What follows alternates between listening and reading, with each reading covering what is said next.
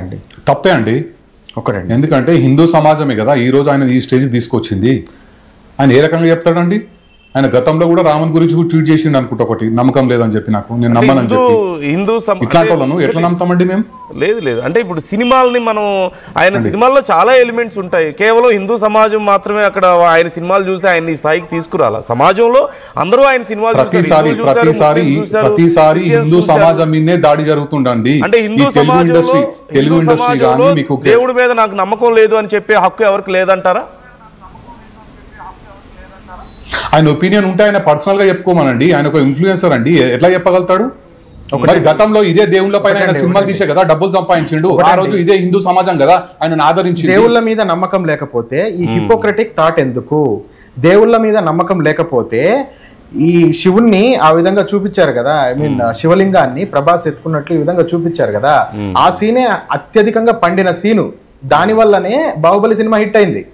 అలాంటి సీన్ పెట్టి మరి హిందూ దేవుళ్ళ పైన నీకు డబ్బు కావాలి, కానీ హిందూ దేవుళ్ళ మీద నాకు నమ్మకం లేదు అంటూ నువ్వు బహిరంగంగా వచ్చి చెప్తావు. అంటే ఇక్కడ నాస్తికత్వాన్ని ప్రబోధించడము, అంటే హిందూ దేవుళ్లకు శక్తి లేదు అనే విధంగా నువ్వు మాట్లాడుతున్నావు. ఏదంటే ఒక ఆన్ స్టేజ్ నువ్వు మాట్లాడుతున్నావు. ఇంకొక విషయం చెప్పాలంటే ఇక్కడ ఒక చిన్న ఎలిమెంట్ ఉంది.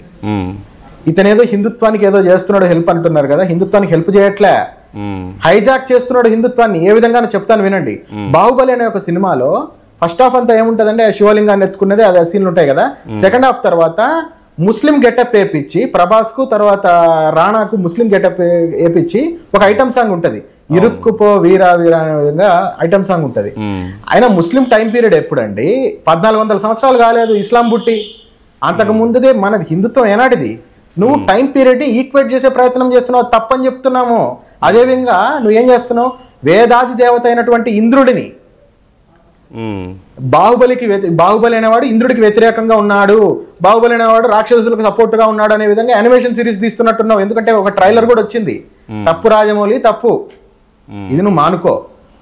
అంటే సినిమాలు అంటే కేవలం ఉన్నట్టు చూపించడానికి అవకాశం ఉంటుందా? ఇప్పుడు కొంతమంది అఫ్కోర్స్ ఇప్పుడు రామాయణం తీస్తున్నారు కొంతమంది, ఇప్పుడు ఆయన రాజమౌళి గారి డ్రీమ్ ప్రాజెక్ట్ కూడా మహాభారతం తీయడమే అని చెప్తున్నారు.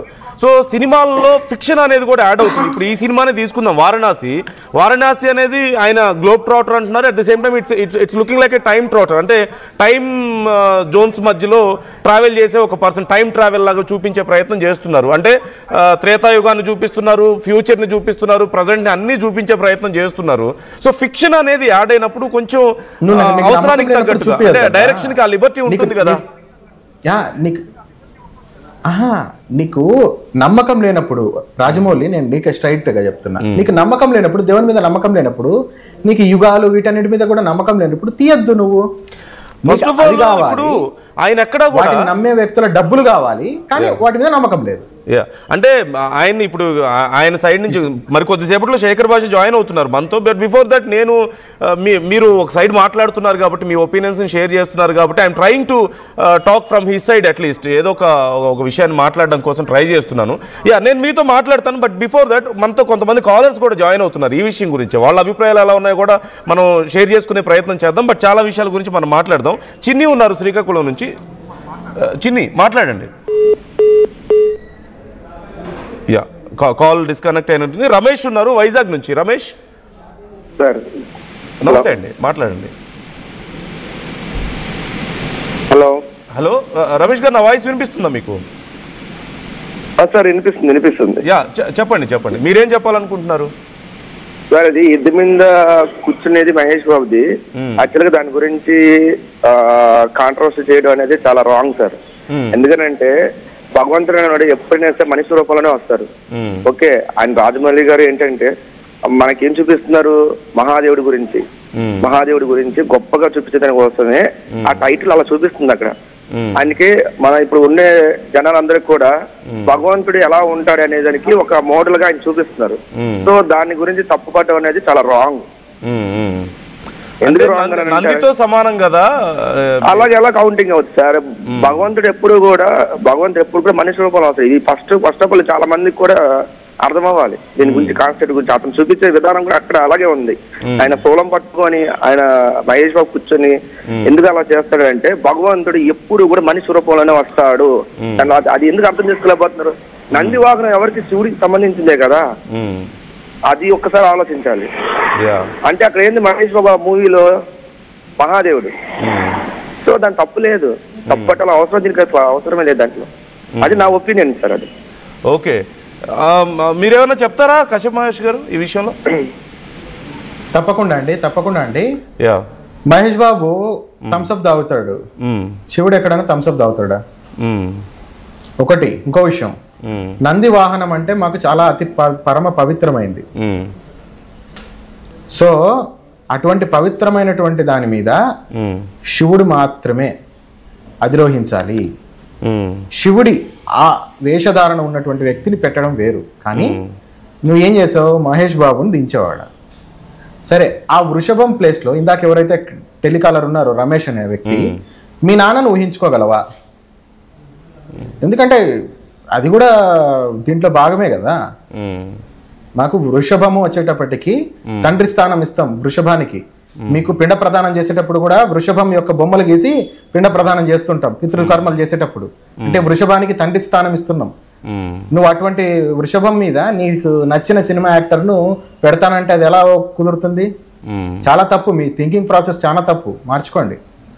అంటే ఇప్పుడు ఆయన సొంత అభిప్రాయం అని అంటుండు, శివుడు అంటే గౌరవం ఉండ అంటుండు. అంటే ఆయన్నే క్లారిటీగా లేడు. ఫస్ట్ ఇందాక మాట్లాడిన వ్యక్తి ఎవరైతే కాలర్ ఉన్నాడో ఆయన క్లారిటీగా లేడు. అంటే కాదు, మీరు చెప్తున్నారు నందితో సమానం, అందుకని మనిషిని, సాధారణ మనిషిని రంగులేసుకునే వాళ్ళని ఎలా కూర్చోబెడతారని చెప్పి ఇందాక మీరు అడిగారు. సో అంటే ఇప్పుడు నంది డైరెక్ట్గా నంది ఏం కాదు కదా, ఒక ఎద్దు. అక్కడ ఉంది మనిషి. ఇప్పుడు దేవుడు ఎవరు అంటారు? దైవం మనిషి రూపేనా అని అంటారు కదా. సినిమాలన్నింటిలోనూ మనిషిలాగే చూపిస్తారు. ఒకనొక సమయంలో రమ్యకృష్ణ గారు అమ్మవారి రూపంలో కనిపించారు. నిన్నగాక మొన్న వచ్చిన కాంతారా సినిమాలో దేవుడు పూనాడని చెప్పేసి ఎన్నో రకాల ఇవి చూపించారు కదా. తప్పకుండా అండి. అమ్మవారి వేషధారణలో ఉండడం వేరు. మహేష్ బాబు ఏమన్నా మహాశివుడిని వేషధారణలో ఉన్నాడా? వేషధారణ లేకపోయినా అక్కడ ఆ పోర్ట్రే చేయడం అదే కదా వాళ్ళ ఉద్దేశం. దేవుడి ఇప్పుడు ఫస్ట్ ఆఫ్ ఆల్ అక్కడ ఏం చేశారనేది మనకు రేపటి నాడు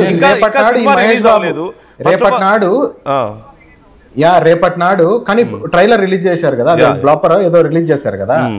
రేపటి నాడు ఈ మహేష్ బాబు ఫ్యాన్స్ లేకపోతే మహేష్ బాబు ఎద్దు మీద నిల్చొని ఇలా త్రిశూలం పట్టుకున్నాడు అని వీళ్ళందరూ కూడా ఎద్దు మీద నిల్చునే ప్రయత్నం చేస్తే అది యానిమల్ అబ్యూజింగ్ కిందకి కూడా వస్తుంది కదా. లాజిక్ ఆలోచించండి. అక్కడ సినిమాలో వేరే మతస్థుల మీద తీయగలుగుతాడా అండి ఈ రాజమౌళి? అది కాదండి, ప్రతిసారి హిందువులను అడ్డం పెట్టుకొని హిందూ చరిత్రల మీద వక్రీకరిస్తూ వీళ్ళు సినిమాలు తీస్తారు కదా. ఈయనకు దమ్ము ఉంటే, నిజంగా ధైర్యం ఉంటే వేరే మతస్థుల మీద చేయగలుగుతాడా? ఆ ధైర్యం చేయగలుగుతాడా? అది ఉండదు. ఎందుకంటే హిందువులు శాంతియుతులు కనుక హిందువులను ఏదో మభ్య పెట్టి డబ్బులు సంపాదించుకోవాలని చూస్తుండు. అనే దమ్ముంటే తీయమని చెప్పుండి. మళ్ళీ ఇదే కామెంట్ వేరే